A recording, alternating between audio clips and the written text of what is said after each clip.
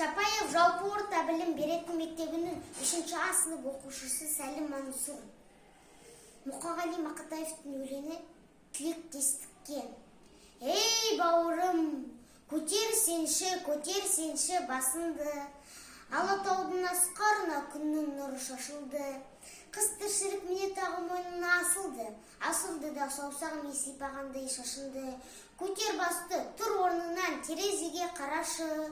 Неткен тұнық, неткен қымбат, жер мен көктің арасы. Неткен жақын бұл ғаламда адамзаттың баласы.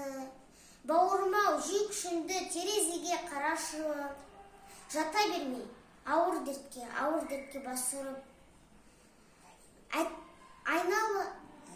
Әне біреу бара жатыр жұмысына асығып, автобустан қалып қойған және біреу ашынып. Әттен айналайын, көңілі қалдау басылып.